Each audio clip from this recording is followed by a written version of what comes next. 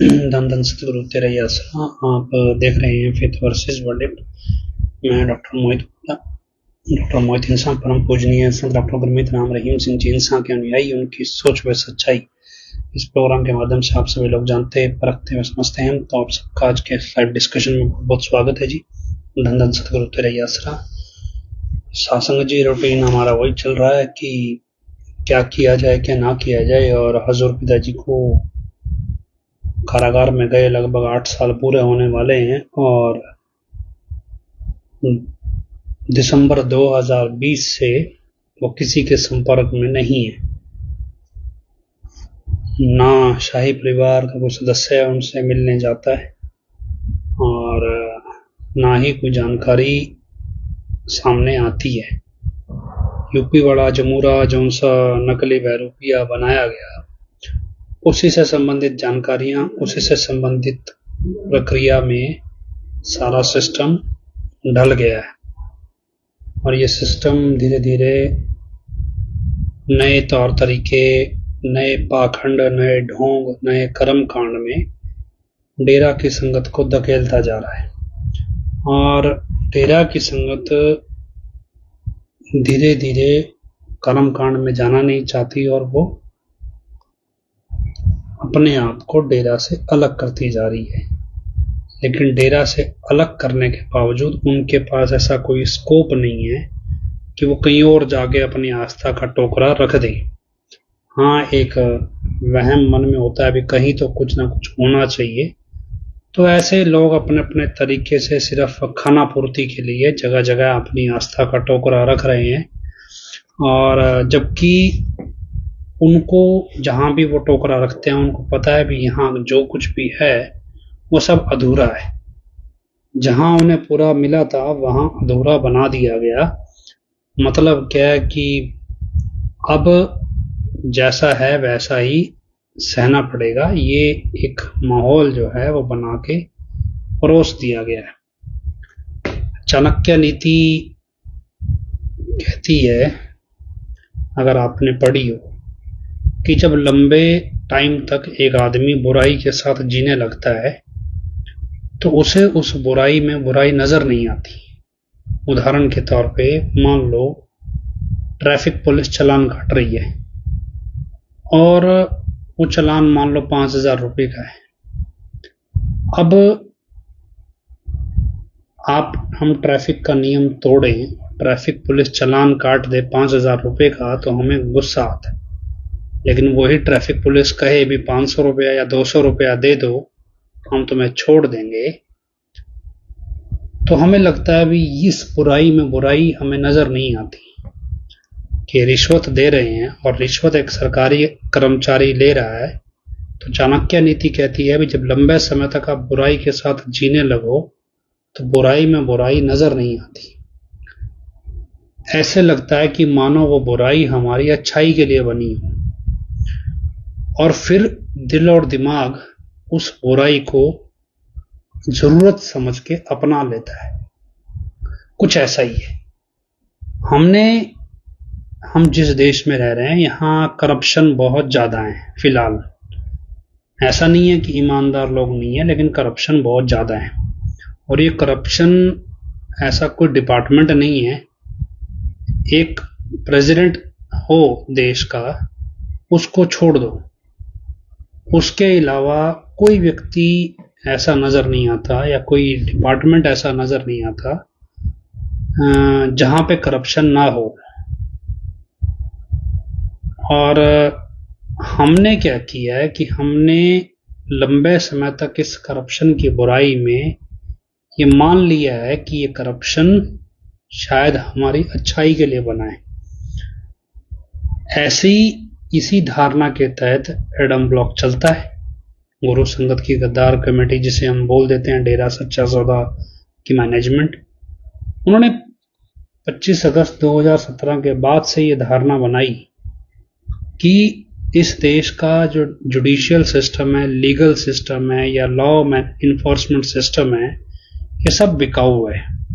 नेता, सरकार से लेके जज, सब बिकाऊ है। ये धारणा डेरा मैनेजमेंट ने डेरा की संगत में बिठाई और फिर डेरा की संगत को बोला भी अगर इतना पैसा दे देंगे तो हमारा काम बन जाएगा। अब डेरा की संगत को लगता है कि इस पैसा देने में कोई बुराई नहीं है, मतलब उनको बुराई में बुराई नजर ही नहीं आती। तब जब हजूर पिताजी ने ये फार्म भरवा लिए कि भाई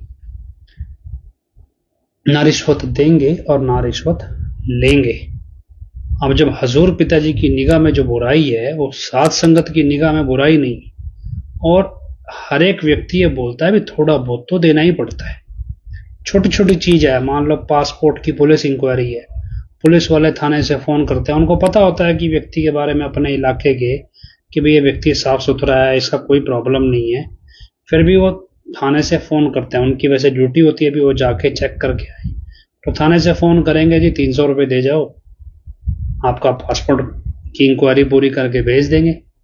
अब हम सोचते हैं भी कहाँ पुलिस वाला आएगा, कब आएगा, टाइम हो रहा है, लेट हो रहा है, जाके 300 रुपये देते हैं, चल जाएगा। तो मतलब हमें करप्शन में बुराई नजर नहीं आती, और फिर हम ये मान बैठते हैं भी अगर ये बुराई ना हो तो शायद काम ही ना हो। मतलब अगर रिश्वत देने की स्कीम अवेलेबल ही ना हो तो ये काम ही ना हो। लेकिन सवाल यह कि रिश्वत देने की स्कीम पैदा उस व्यक्ति के लिए होती है जो गुनहगार है। गुनहगार ना होना और फिर रिश्वत दे के काम कराना, अगर इस तरह से किसी को लगता है भी संतों का इतिहास बनता है, तो फिर इतिहास को पुराना उठा के दिखाओ जहां रिश्वत से इस तरह से काम कराया गया हो। फिर हजूर पिताजी को ये फार्म भरवाने की क्या जरूरत थी भी ना रिश्वत देंगे ना रिश्वत लेंगे। मतलब ये पूरा सिस्टम जो है वो एक ऐसी धारणा पे है भी बुराई जो है समाज की, इसके साथ ही जीना पड़ेगा। और अब नकली वाले जमूरे के जरिए ये एक दिमाग में बिठा दिया है भी हाँ ये एक बेसिक जरूरत है, इसके साथ जी लो, कोई हर्ज नहीं है। और क्योंकि वो भी जी रहा है और इसलिए ये एक पैसा उगाने का बड़ा सही सिस्टम है। तो ये प्रोसेस अल्टीमेटली होना क्या है, आखिर में आपसे पैसा और पावर चाहिए। कितना पैसा निकल सकता है और उस पैसे के दम पे कितनी पावर हासिल की जा सकती है, तो ये सब प्रोसेस चलता है। अभी तक ये प्रोसेस सिर्फ डेरा की मैनेजमेंट की लूट तक का था। अभी ये प्रोसेस इस लेवल पे भी है कि डेरा की मैनेजमेंट पॉलिटिशियंस के पॉलिटिकल करियर के अंदर भी पैसा लगाती है, जिससे पॉलिटिशियन इलेक्शन जीतता है और फिर उस पॉलिटिशियन से अपना काम निकलवाती है। मतलब ये एक साइकिल है, विशियस सर्कल इसे बोलते हैं। और इस विशियस सर्कल को समझो और ना भी समझो तो क्या है, नहीं समझोगे तो सिर्फ फर्क इतना है कि आप डेरा में से या जो अपनी जिंदगी में जो आपकी लाइफ में डेरा की जगह है, उस जगह के अंदर से रूहानियत बाहर निकाल लो। दुनियादारी में ये सारे तौर तरीके चलते हैं और यही तरीका आप डेरा को लेकर भी चलाना चाहते हैं, लेकिन आध्यात्मिक दुनिया में इसके लिए कोई स्पेस नहीं है, जगह नहीं है। मतलब हम कहते हैं भी एक जगह ऐसी होती है जहां पे सबका सिर झुक जाता है, और वो होती है ईश्वर की जगह, क्योंकि वहां झूठ नहीं होता, वहां कोई कमी नहीं होती, इसलिए वहां हर किसी का सिर झुकता है। वरना ईश्वर को भी लोग आकर बोल दें भी अगर ये वाला ऑफिसर रिश्वत ना ले और अगर ये वाला ऑफिसर पैसे लेके साइन ना करे तो भगवान का काम भी इस धरती पे नहीं होगा। मतलब भगवान ये कहे कि यूपी वाला जिस हिसाब से कहना चाह रहा है या समझाता है कि भगवान का काम भी रिश्वत के बिना नहीं हो सकता। मतलब रिश्वत, करप्शन काल का हथियार इतना बड़ा है जो भगवान के काम को होने से रोक सकता है। तो मतलब यही कि आप ये समझ लो कि आप हमारी जिंदगी में अगर डेरा दुनियादारी के हिसाब से चलता है तो फिर इसमें रूहानियत कहीं नहीं है। और ये सिर्फ और सिर्फ एक दुकान है जो सिर्फ अंधभक्तों को, बेवकूफ़ों को और क्या कहते हैं भेड़ बकरियां जो हैं उन जैसे लोगों को लूटने के लिए, ठगने के लिए बनाई गई। ये दुकानें लगभग हर जगह हैं, ऐसा नहीं है अभी कहीं नहीं है, सब जगह है। आप सच ढूंढने में निकलेंगे तो आपको सच अधिकांश धार्मिक स्थानों पे मिलेगा ही नहीं। ये सच आपको अपने अंदर से मिलता है। ये सच तब जब हम सच को अपना लेते हैं कि सच जो है वो हम अपने अंदर देख रहे हैं कि ये सच है और हमें पता है कि ये सामने जो हो रहा है ये झूठ है। अब हमने जबरदस्ती झूठ को सच मान के चलना है तो बिल्कुल वैसा है कि बिल्ली को देख के कबूतर आंखें मूंद ले, भी कुछ होगा नहीं। मसला यह है कि आध्यात्मिक दुनिया में व्यक्ति को लगता है भी कुछ होगा ही नहीं, क्योंकि यहां जो होता है वो एक झटके में होता है। वो ऐसा नहीं है भी धीरे धीरे करके होता है और बंदे को लगे अब होने लग गया, चलो पैंतरा बदल लो। तो इसलिए बंदे को लगता है भी टाइम लग रहा है, चलो कुछ होएगा ही नहीं या हो ही नहीं रहा, तो फर्क क्या पड़ता है सबसे। और इसी उम्मीद में कि कुछ होगा नहीं, और जब होगा तो सबके साथ होगा, तो देखी जाएगी, और जब देखी जाएगी, जब होगा तो बहुत कुछ होगा और तब मौका नहीं मिलेगा। सवाल उनका नहीं है जो डेरे नहीं आए, सवाल उनका है जो सत्संगी हैं, जिनको सही और गलत की पहचान है। हम बहुत बार, जैसे हम फेथ वर्सेस वर्डिक्ट की टीम है, ये ग्रुप में बैठते हैं, डिस्कशन करते हैं, बहुत बार ये चर्चा चलती है भी आखिर संत का कोई मकसद तो होगा ना। अभी 60 साल होने को हैं और इस 8 साल में वो करना क्या चाह रहे हैं और क्यों वो जेल में है, उनके जेल में होने से ऐसी कौन सी परिस्थितियां हैं जो बदल रही हैं, जो चेंज हो रही हैं, और वो अगर सकारात्मक पॉजिटिव नहीं है तो फिर संत ये कुर्बानी दे ही क्यों रहे हैं। अगर कोई ये कहे भी ठीक है जी, जब तक दुनिया में प्रलय नहीं आने लगती तब तक शायद लोगों को संत की वैल्यू समझ नहीं आएगी, वो उल्टा क्यों नहीं सोचते भी संत का हर कर्म इंसानियत के भले के लिए होता है। संत 8 साल लगभग जेल में 8 साल होने वाले हैं, जेल में गुजार रहे हैं, और क्या इसमें इंसानियत का भला नहीं छुपा? वो भला किस रूप में है? अगर है भी तो क्या दुनिया कभी जानेगी ये भला किस कॉन्टेक्स्ट में हो रहा था और कैसे हो रहा था? और नहीं जानेगी तो फिर ये सब कुछ हो ही क्यों रहा है? क्या बिना किसी मकसद के हो रहा है? क्या काल इतना बड़ा है कि उसे वो संत के किसी प्लान को कामयाब ही नहीं होने दे सकता या देगा? क्या संत काल से कमजोर हो गए हैं? ऐसा नहीं है, ये आपकी समझ का फर्क है।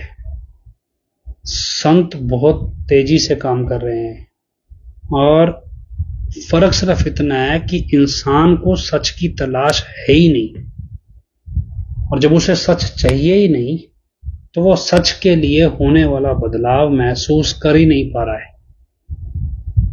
और जैसे भी उदाहरण के तौर पे कमेंट्स आ रहे हैं, इसमें 2-3 लोग हैं, मान लो मेरे सामने अब एक पीयूष मेहता, इनका है कि प्रशासन पागल नहीं है।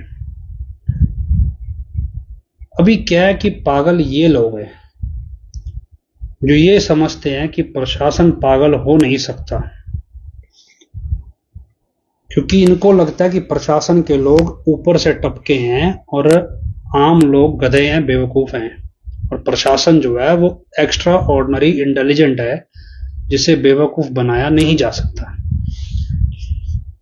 ये वही प्रशासन है जिसने पंचकुला में निहत्थे लोगों को गोली मार दी थी, तब ये प्रशासन बहुत समझदार था। ये वही प्रशासन है जिसने 4000 लोगों के ऊपर पंचकुला दंगे के मुकदमे बना दिए थे, जिसमें से लगभग 3500 लोग बरी हो चुके हैं।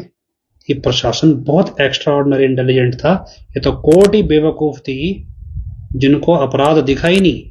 प्रशासन ने तो बड़ी इंटेलिजेंसी से बताया था अभी 4000 लोगों ने अपराध किया है, लेकिन कोर्ट को नहीं दिखा। कोर्ट बेवकूफ थी, प्रशासन समझदार था। तो अब आप ही बताओ, गधा कौन, प्रशासन या पीयूष मेहता, जो ये समझ रहा है कि प्रशासन समझदार है। खैर, हमने तो प्रशासन छोड़िए, मैं जितना मैंने अपनी आंख से देखा है, मेरा गुरु साक्षी है, सुप्रीम कोर्ट के जज को हमने अपने सामने बिकते देखा है। और अब पीयूष मेहता जैसा कहे भी सुप्रीम कोर्ट का जज तो बहुत समझदार है, उसको तो खरीद ही नहीं सकते। और ऐसा नहीं है कि छोटे मोटे अपराध के लिए बिकते देखा है, बहुत बड़े अपराध के लिए बिकते देखा है। हाई कोर्ट की तो ऐसे में कई हस्तियां हैं जिनका सारा तौर तरीका हमने देखा है। हाई कोर्ट के बाहर तो बहुत सारे लोग इस दुकान लगाए खड़े हैं, आप ये बताओ आपको करवाना क्या है, और वो छोड़ो कोर्ट से कैसे करवाना है, वो हमारी सिरदर्दी है, बस पैसे इतने लगेंगे। इस पूरे 8 साल में जुडिशरी में किस लेवल पे करप्शन चलता है ये हमने बहुत करीब से देखा है। और ऐसा नहीं है कि इस जुडिशरी में हमने ईमानदार जज नहीं देखे। ईमानदार जज भी ऐसे ऐसे देखे हैं जिन्होंने ईमानदारी के लिए अपनी जान गंवाई है। ऐसे ऐसे जज ईमानदार देखे हैं जिन्होंने अपना सब कुछ दांव पे लगाया लेकिन ईमानदारी नहीं छोड़ी।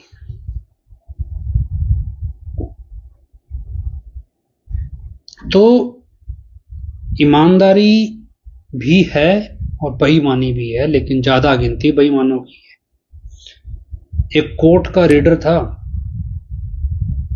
उसने एक दिन मुझे अपने घर पे बुलाया और उसने मुझे पूरी डिटेल बताई भी कैसे उसने जज से अपने घर पे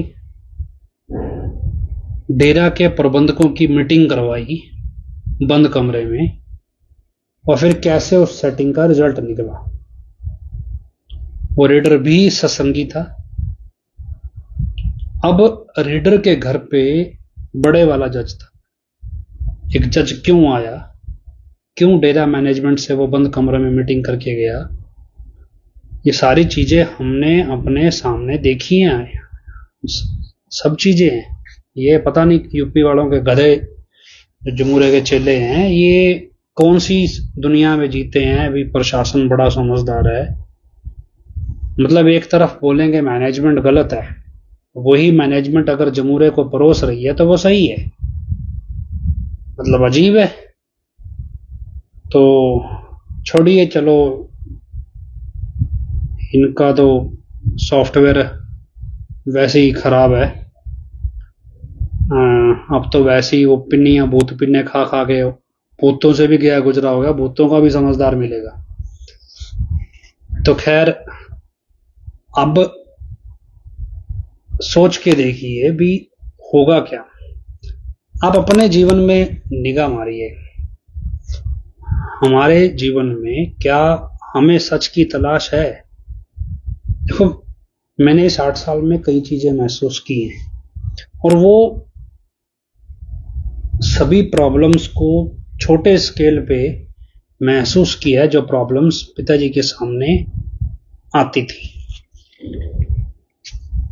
इसलिए क्योंकि हम उस सोच को समझना चाहते थे भी जो जिस सोच से पिताजी संगत को देखते हैं, और जब उस सोच से हम संगत को देखने की कोशिश करते हैं फिर जो समस्याएं निकल के आती हैं वो समस्याएं हमें समझाती हैं भी ऐसी परिस्थिति मैं पिताजी के सामने क्या सिचुएशन होती, क्या मतलब ऑप्शंस होते होंगे और कैसे पिताजी कौन सा ऑप्शन चूज करते थे। लेकिन ये तब आएगा जब आप सच को ढूंढ रहे हैं, सच को पाना चाह रहे हैं या सच का पहरा दे रहे हैं। अब इस सच का पहरा सिर्फ हजूर पिताजी की सच्चाई से नहीं है, आपकी अपनी व्यक्तिगत सच्चाई से भी है। अपने जीवन में निगाह मारिए, थोड़े दिन पहले एक चर्चा चल पड़ी, अपने जीवन में आप निगाह मार के देखिए, क्या आपके जीवन में कोई ऐसा क्षण है, ऐसा मतलब काम है या ऐसी मतलब प्रक्रिया है जिस पे कोई उंगली उठाए और आपके पास जवाब ना हो कि भाई ये काम आप गलत करते हो या इसमें आप समझौता करते हो, इसमें आप बुराई से समझौता किए बैठे हो, तो क्यों? और सोच के देखो, जब आप हजूर पिताजी के बराबर खड़े होंगे, अब ये बोलता है कि मैं अपने गुरु को पहचानता हूं, अगर ये अपने गुरु को पहचानता होता तो खड़ा होता उसका सच लेके दुनिया के सामने। इनकी इतनी हिम्मत नहीं पड़ी किसी कोर्ट मजिस्ट्रेट को एक लेटर लिख दें कि हमारा गुरु निर्दोष है और अगर वो दोषी है तो हम बराबर जेल जाएंगे। ये सिर्फ कहते ना इंश्योरेंस पॉलिसी वाले पॉलिसियां बेच रहे हैं। पिताजी ने पॉलिसी बेची भी, आपको समाज में इज्जत और रुतबा सम्मान मिल जाएगा और उसके बदले में आप सामाजिक छवि बना के अपना अच्छा व्यापार चला लेंगे। हम सब ने वो पॉलिसी खरीदी, समाज में इज्जत बनाई और फिर उस इज्जत से हमने समाज में अपना रुतबा भी बनाया, कारोबार भी बनाया और अपने आप को स्टैंड किया। जहां हजूर पिताजी को जेल हुई, हाँ सब ने अपने आप को अलग कर लिया और अपने दो मुंहे चेहरे बना लिए। एक चेहरा तेरा की संगत के लिए, दूसरा चेहरा दुनिया के लिए। दुनिया के लिए हम मतलब वो लोग सत्संगी नहीं है और डेरे के लिए सिर्फ सत्संगी है। तो क्या है कि अपना अपना काम निकालना है। तो सवाल वही भी, आप अपने जीवन से में झांक के देखिए और पूछिए भी, कल को आप हजूर पिताजी के साथ खड़े हो, हम तो कह दें भी हजूर पिताजी हमारे गुरु हैं, पार ब्रह्म परमेश्वर हैं, ईश्वर हैं, सब कुछ हैं, क्या गुरु ये कह सकता है कि ये मेरा शिष्य है? और गुरु जब ये कहे भी ये मेरा शिष्य है और सामने वाला सवाल उठा दे कि भाई ये शिष्य है पर ये काम क्यों करता है, क्या ये इसके गुरु ने सिखाया है, तो ये ना लगता है पीयूष मेहता जूते खा के मानेंगे। चलो छोड़िए, क्या नहीं, गधों के मुंह लग के कोई फायदा नहीं। खैर, गुरु कहे कि भाई ये मेरा शिष्य है और सामने वाला सवाल उठा दे भी आपका शिष्य पर ये काम क्यों करता है, तब आपको लगे यार मेरे में कमी थी और मेरी वजह से मेरे गुरु पे सवाल उठ गया। हजूर पिताजी के वचन कहते हैं भी अगर आपकी वजह से आपके गुरु पे सवाल उंगली उठ जाए तो आपकी भक्ति खत्म हो जाएगी। तो मतलब जब कोर्ट तो इसका कमेंट पढ़ के याद आ गया, मतलब अब आप एक तरफ चाहें कि आपका गुरु आपको अपना शिष्य माने, कहे भी ये मेरा शिष्य है सबके सामने, और आप अपनी कमियां सुधारना भी ना चाहें, तो फिर गुरु कहेगा ही क्यों? वो भजन पिछली बार भी शायद बताया था मैंने आपको, होके तो लाल अमूला कानों विच खा के दे रुलदा, शायद कोई आन मिलसी तेरे खरीदार कल नूं। उसका खरीदार कौन है? उसका खरीदार वही है जो अपने आप को इस लायक बना रहा है भी कोई उसकी वजह से उसके गुरु पे सवाल ना उठा दे। वो इस लायक अपने आप को बनाता है शिष्य, वही उसका खरीदार होगा। उसी को चाहिए ना सच, तभी तो वो अपने गुरु की छवि बनाने के लिए अपने आप को सुधार रहा है। असली सुधार तो खुद में है, असली सुधार दुनिया में नहीं है। तो यही चीजें समझ नहीं है। ये आरपी गुप्ता लिख रहे हैं कि बहुत से लोग नाम चर्चा में नहीं आ रहे हैं और सबका मोह भंग हो रहा है। एक्चुअली में लोगों ऐसा नहीं है भी मैनेजमेंट बिगड़ गई है, क्योंकि मैनेजमेंट तो शुरू से बिगड़ी हुई थी। लोगों को उन नाम चर्चा में अब सच नहीं दिख रहा है, झूठ ही झूठ दिख रहा है। दूसरा क्या है भी, कहते हैं चुंबक लोहे को खुद ब खुद खींच लेता है। अब जब नाम चर्चा के अंदर जो असली चुंबक है सच का, ईश्वर, अगर वो ही नहीं है तो वो चुंबक सच को खींचेगा कैसे? चुंबक आत्माओं को, रूहों को कैसे खींचेगा? वो चुंबक वहां है ही नहीं। असल में बहुत सी संगत के जीवन में ये चीजें हैं, उनको ये महसूस होता है कि ना चाहते हुए भी वो अपने आप सेवा पे खींचे चले जाते थे, ना चाहते हुए भी गुरु उन्हें खींच के बुला लेता था, क्योंकि अब गुरु है नहीं वहां पे, नकली बहरूपिया है, तो खींचे कैसे? तो अब कौन आता है? अब आता है झूठ का सम्मान, वाहवाही पाने वाला व्यक्ति। अभी यूपी वाला कह दे समुद्र के समुद्र, ये वो, ये दे दिया मैंने, वो दे दिया। अभी जब वो टोक दे तो वो बुरा हो जाएगा। एक छोटा सा उदाहरण देते हैं, एक नमूना है अपने देश में, नाम आप सोच लीजिएगा। 10 दुकानें हैं, 10 दुकानों के बंधे ग्राहक हैं। एक दुकान पे इस तरह का सामान मिलता है, उसके बंधे ग्राहक हैं। दूसरी दुकान पे अलग सामान मिलता है, वो उसके बंधे ग्राहक हैं। अब 11वें व्यक्ति ने दुकान खोली, उसने सोचा कि मैं अपनी दुकान कामयाब कैसे करूं। उसने दुकान खोल ली, उसे लगा कि पहले के 10 दुकानदार हैं उनके पास सामान बिकता है, और अगर मैं उनकी काट करूंगा तो मेरा सामान कैसे बिकेगा। तो अब उसने क्या किया, अभी जब मान लो 1 नंबर दुकान वाला 11 नंबर पे नई दुकान पे आए, तो 11वीं दुकान वाला बोलता है यार 1 नंबर दुकान का सामान बहुत अच्छा है, बहुत बढ़िया सामान है, बहुत बढ़िया, जो सामान खरीद रहे हो बहुत बढ़िया है। अब 1 नंबर दुकान वाला भी खुश था, यार बहुत बढ़िया सामान है, मेरी बड़ी तारीफ करता है ये व्यक्ति, ये तो मेरा कॉम्पिटिटर है ही नहीं। फिर 2 नंबर दुकान वाला आया, 3 वाला, ऐसे वो सबकी तारीफ करता है। अब उसे तलाश थी नए ग्राहकों की। अब उस 10 में से जो ग्राहक किसी भी दुकान का नहीं है, जब वो 11वीं दुकान पे गया तो 11वीं दुकान वाले ने बोला अभी सबसे बढ़िया सामान मेरा है।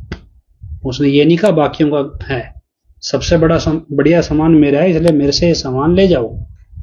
तो धीरे धीरे करके 11वीं दुकान वाले के ग्राहक बंधने लगे।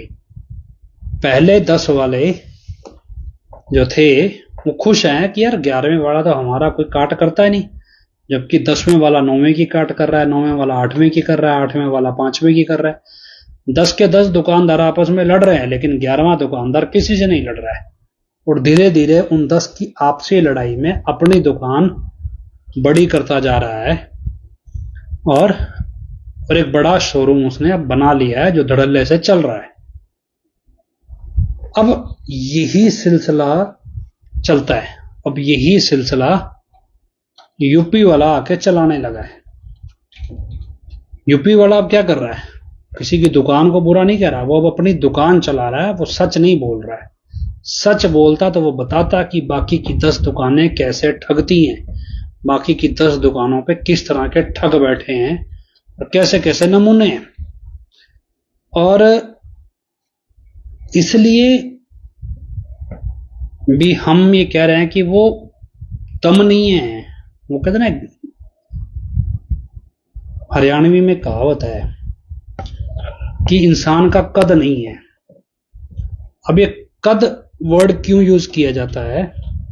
असल में फौज में जब बंदा, क्योंकि हरियाणा में ज्यादा लोग फौज में भर्ती होते थे, तो जब फौज में भर्ती होने जाते हैं तो अगला कहे भी जी इसने तो जी इतने मिनट में दौड़ पूरी करनी थी, ये लेट हो गया, तो बोलते चलो कोई नहीं, टाइम दे दो, दौड़ के पूरी कर लेगा, कोई नहीं, ग्रेस दे देते हैं।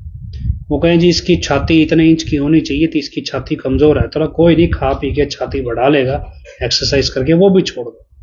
अभी अगर बोले भी हाइट छोटी रह गई, मतलब कद छोटा रह गया, बोला इसको कैसे पूरा करेंगे फौज में, ये कद थोड़ा ही बढ़ सकता है। तो इसलिए कहावत बनी कि जब इंसान की औकात ना हो कुछ करने की तो उसे कहते हैं इसका कद नहीं है। तो ठीक इसी तरह ये यूपी वाला जो जमूरा है इसका कद नहीं है कि भाई इस कद पे ये व्यक्ति आके कह सके धर्म का धंधा कैसे चलता है, क्योंकि वो खुद एक धंधा चलाने आया है। तो यही सिस्टम है। तो हम ये विचार करें कि लगभग 5 साल, हम कहें भी दिसंबर 2019 से भी कहें तो 5 साल से ऊपर हो चुके हैं, और साथ संगत में से फिजिकली किसी का भी संपर्क असली हजूर पिताजी से नहीं है। और क्या हम उसके ग्राहक हैं, और हैं तो उसकी कीमत सच है, और ये सच अपने अंदर पालना है, बाहर नहीं ढूंढना। जब आप अपने अंदर सच पालने लगोगे तब आपको खुद ब खुद दिखने लगेगा भी सच कितनी तेजी से दौड़ रहा है। लास्ट टाइम हमने आपको बताया था भी जब 350 साल पहले सच की जो ताकत थी वो 1.25 लाख गुना थी, तो आज वो ताकत जब हजारों गुना स्पीड से, लाखों गुना स्पीड से बढ़ रही है तो वो कितनी होगी। आरपी गुप्ता जी पूछ रहे हैं डेरे जाना चाहिए या नहीं जाना चाहिए। आरपी गुप्ता जी, मैं आपसे एक बात जो कह रहा हूं उसे समझने की कोशिश कीजिए। सच आपको अपने अंदर तलाशना है, ये किसी जगह पे नहीं मिलेगा। डेरा या कोई भी तीर्थ स्थान है, ये आपको एहसास कराता है, याद दिलाता है भी आपको सच ढूंढना है। बिल्डिंगों आप डेरे के 50 चक्कर मारो, लेकिन भजन कहता है भी है खुशियां वहां मेरे मुर्शिद जहां, तेरे चरणन में मेरे दोनों जहां। उसका डेरा जहां है वहां खुशियां नहीं है खुशियां वहां गुरु जी जहां। गुरु जहां हो खुशियां वहां है। ये तो चरण तो संतों महापुरुषों के पूरी दुनिया में पड़े हैं, तो सारी जगह ही डेरा है, सारी जगह ही उनकी चरण छो प्राप्त है। लेकिन हमें समझना है भी सच, ये सच आपको अगर डेरा जाने से आपको ये प्रेरणा मिलती है भी आपको सच तलाशना है, ठीक है। नाम चर्चा में जाने से प्रेरणा मिलती है तो ठीक है, अगर नहीं मिलती तो फिर क्यों जाना है। तो आप इस चीज पे विचार कीजिए। एक और चीज ध्यान रखिएगा, क्या है कि जैसे जितना हमारा वास्ता पड़ रहा है कि हम समय के साथ ये देखते हैं, फेथ वर्सेस वर्डिक्ट में भी हमने ये चीज महसूस की है कि धीरे धीरे मतलब हमें लगता है कि हाँ हमारे पास सच है और हम स्टेबल हैं, मतलब हम कंफ्यूज नहीं हैं, हम यूपी वाले की तरह यूपी वाले के चेलों की तरह भेड़ चाल में नहीं है, और आंख मूंद के ऐसा नहीं भी बिना लॉजिक के किसी भी बात को अपना लेंगे। जैसे अभी वो बोल रहा है जो सुना जी जेल में एक्सरसाइज करते हैं, हाँ बोलो तेल की मालिश तो इसी को करने बुलाया जाता है वहां पे। तो मतलब जेल जब आप जाओ तो आपको समझ में आए जेल की डाइट कैसे होती है, और जेल की डाइट में एक्सरसाइज संभव ही नहीं है। जेल की डाइट इतनी सादी होती है भी उसमें आपके शरीर में एनर्जी बची रहे यही बहुत है, एक्सरसाइज तो बहुत दूर की बात है। तो हमने जो महसूस किया है भी समय के साथ क्या है भी जब भी कोई अचीवमेंट है, मतलब हमें कुछ अचीवमेंट लगता है भी यहां हम अचीव हो गए, हमने कुछ अचीवमेंट ले ली, उसके बाद मन बेईमान होना शुरू होता है, क्योंकि अचीवमेंट से पहले उसका संघर्ष होता है भी मुझे यहां तक पहुंचना है। जैसी अचीव कर लिया उसके बाद बेईमान होना शुरू हो जाता है। यही कारण है भी जो नेता सत्ता में नहीं होते, जब तक सत्ता नहीं मिलती वो संघर्ष करते हैं, सत्ता मिलते ही बेईमान हो जाते हैं क्योंकि वो रिलैक्स हो जाते हैं और बुरे कर्म करने लगते हैं। ये आम तौर पे है भी इंसान कभी भी किसी मकसद को जो उसने सोचा है, उद्देश्य है, उसे पूरा कर ले, उसके बाद उसके मन में बुराई करने के विचार ज्यादा उठने लगते हैं। यही चीज फेथ वर्सेस वर्डिक्ट में भी हमने कुछ लोगों में महसूस की, और बहुत से लोग इसमें स्ट्रगल भी कर रहे हैं। अपने आप से कि जब हमें एक स्टेज पे सच समझ में आता है कि ये सच इस रूप में पड़ रहा है और ये हम पूर्णतः सच को समझ पा रहे हैं और हम सच के सहारे चल रहे हैं, तब मन बेईमान होने लगता है और मन ध्यान अलग अलग जगह भटकाने लगता है कि भैया ये भी करके देख लो।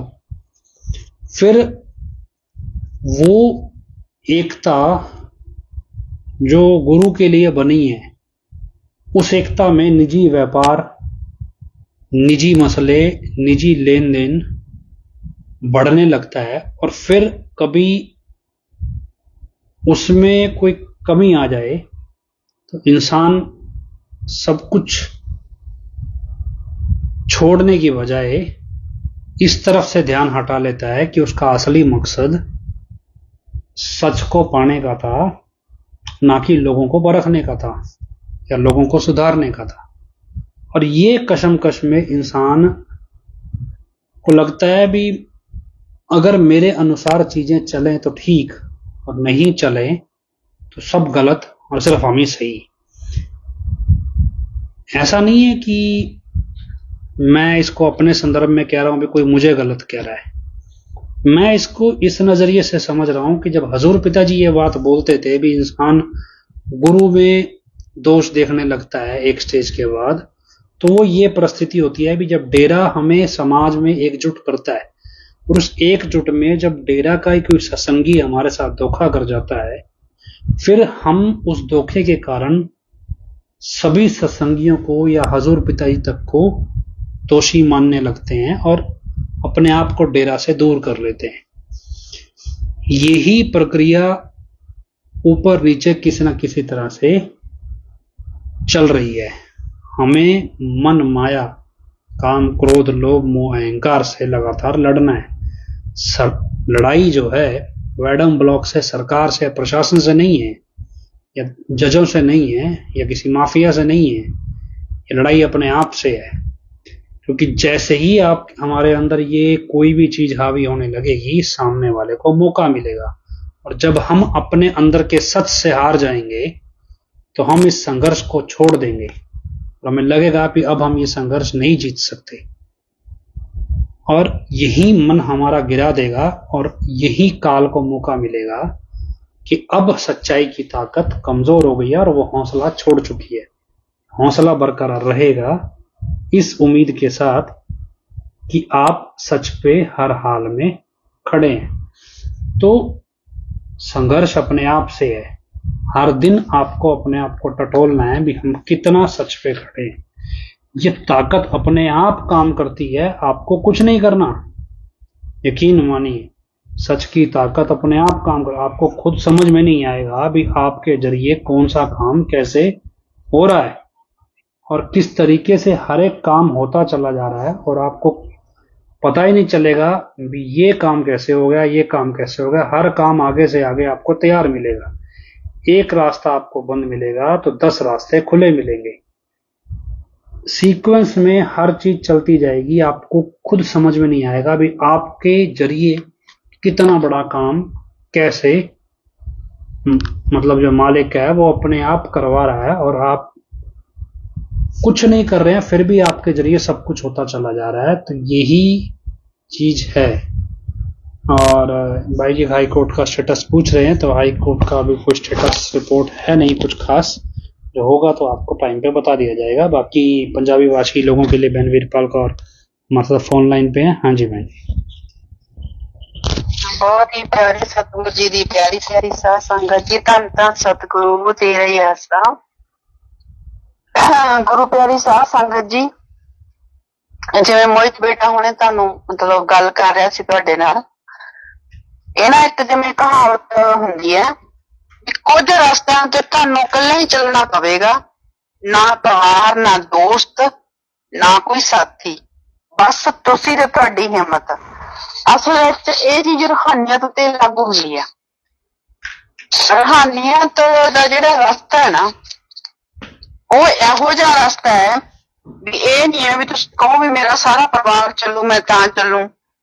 ਜਾਂ ਮੇਰਾ ਕੋਈ ਦੋਸਤ ਮੇਰੇ ਨਾਲ ਚੱਲੂ ਤਾਂ ਮੈਂ ਚੱਲੂ, ਜਾਂ ਮੇਰਾ ਕੋਈ ਸਾਥੀ ਮੇਰਾ ਸਾਥ ਚੱਲੂ ਤਾਂ ਮੈਂ ਚੱਲੂ। ਕਹਿੰਦੇ ਬਸ ਤੁਸੀਂ ਤੇ ਤੁਹਾਡੀ ਹਿੰਮਤ, ਇਨਸਾਨ ਦੀ ਜਿਹੜੀ ਅੰਦਰਲੀ ਹਿੰਮਤ ਹੈ, ਹੌਸਲਾ ਜਿਹੜਾ ਉਹ ਉਹਦੇ ਨਾਲ ਹੋਣਾ ਚਾਹੀਦਾ ਹੈ। ਉਹ ਇਕੱਲੇ ਨੂੰ ਹੀ ਜਿਹੜਾ ਰੂਹਾਨੀਅਤ ਦਾ ਮਾਰਗ ਹੈ ਉਹ ਤੈਅ ਕਰਨਾ ਪੈਂਦਾ ਹੈ। ਸਫ਼ਰ ਹੈ ਜਿਹੜਾ ਬਹੁਤ ਹੀ ਮਤਲਬ ਤਲਕਣਬਾਜ਼ੀ ਹੈ, ਇਹਦੇ ਚ ਖੰਡੇ ਦੀ ਧਾਰ ਹੈ, ਪੈਰ ਪੈਰ ਤੇ ਫਿਸਲਣ ਹੈ। ਗੁਰੂ ਕਈ ਵੀ ਇਹ ਵਚਨ ਸਤਸੰਗ ਦੇ ਵਿੱਚ ਅਕਸਰ ਹੀ ਕਰਿਆ ਕਰਦੇ ਸੀ। ਜਿਹੜਾ ਇਹ ਘੋਰ ਕਲਯੁਗ ਦਾ ਸਮਾਂ ਚੱਲ ਰਿਹਾ ਹੈ ਤੇ ਬਿਲਕੁਲ ਆਪਣੀ ਆਖਰੀ ਸੀਮਾ ਤੇ ਖੜਾ ਹੁਣ ਇਹ ਗੁਰੂ ਪੀਰ ਅਕਸਰ ਹੀ ਵਚਨ ਕਰਿਆ ਕਰਦੇ ਸੀ, ਬੇਟੇ ਕਾਲ ਤੇ ਦਿਆਲ ਦੀ ਜੰਗ ਹੈ। ਤੇ ਜਿਹੜੀ ਕਾਲ ਤੇ ਦਿਆਲ ਦੀ ਇਹ ਜੰਗ ਹੈ ਬਿਲਕੁਲ ਇਹ ਆਖਰੀ ਚਰਮ ਤੇ ਪਹੁੰਚ ਚੁੱਕੀ ਹੈ।